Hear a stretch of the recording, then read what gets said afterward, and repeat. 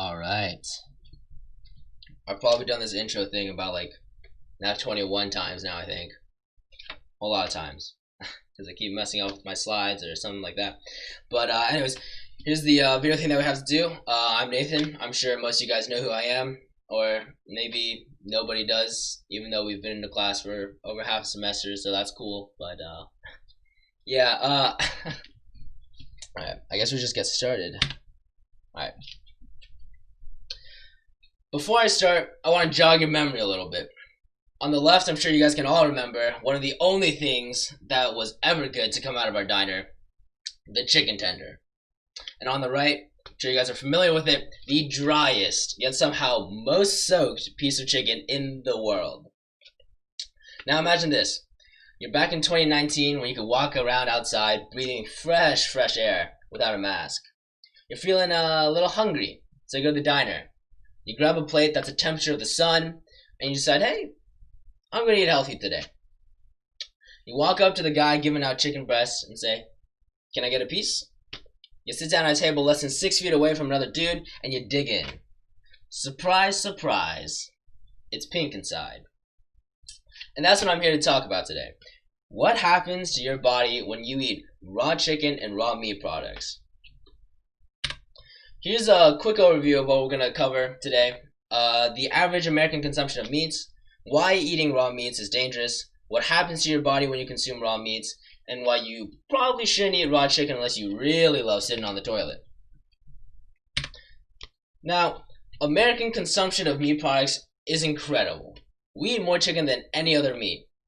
According to the National Chicken Council, which I know is a terrible name, but they're a legitimate organization, we eat 98.8 pounds of chicken per person per year.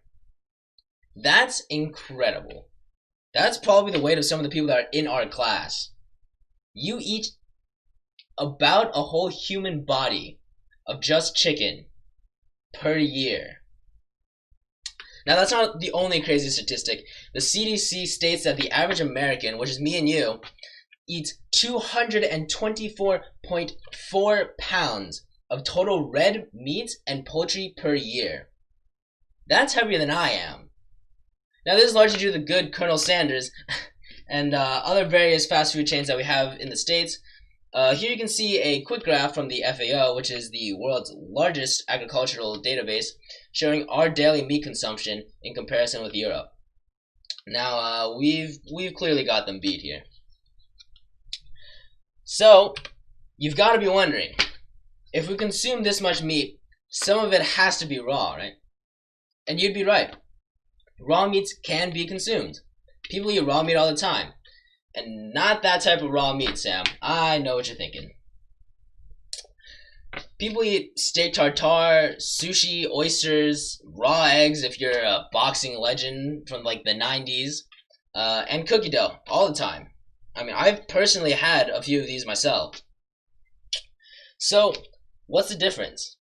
Why can we eat some of these things but not enjoy our completely undercooked chicken? Well, the difference lies in the quality of these meats. You see, the FDA has guidelines surrounding most meat products. In fact, they label the quality of beef cuts into a long list of labels. They go from USDA Prime, USDA Choice, Select, Standard, Commercial, Utility, Cutter, and Canned. Obviously, if you choose to eat items that are, heavily reliant on quality, such as steak tartare, you should probably choose the high quality one. The Journal of Food Safety states that chicken is inherently more dangerous as 80% of raw chicken is contaminated with salmonella. Now this is largely due to the slaughtering process, as usually these slaughterhouses aren't the cleanest places in the world. Furthermore, in the medical article, Eating Meat, Evolution, Patterns, and Consequences, it states that the chicken has more pores and thus allows bacteria to more easily travel, while bacteria can't penetrate as deeply into beef. But let's say you ignore all common sense and all the guidelines that the FDA has worked super hard to set in place and eat those yummy, low quality raw meats. You're inviting all sorts of bacteria into your system. And I'm sure you've heard of some of these bacteria, such as E. coli from the Chipotle incident, Salmonella, Campylobacter, and frankly, the most alien sounding one ever, Clostridium perfringens, into your body. Now, there are 6.5 to 33 million cases of microbial pathogens per year in the US. And, sorry, according to the American Journal of Preventive Medicine, there are 9,000 deaths per year. But what happens once you let these bacteria in? We all know the effects of food poisoning, but I'm sure most of us don't understand why. You see, bacteria enters the stomach through the brilliant decision of eating these raw meats, and soon they make their way through the stomach and into your gut.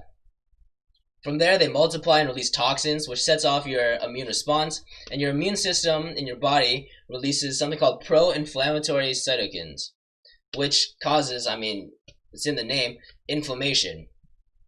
Now, this causes gut pain for you and just the general feeling of food poisoning, which we all love. Soon, the intestinal pores of your intestines open, which allow liquids to enter, which flushes out these toxins. So, next time you're thinking about eating that raw piece of chicken because you're just too hungry, think about the amount of time that you're going to spend on the toilet, and maybe just don't do it.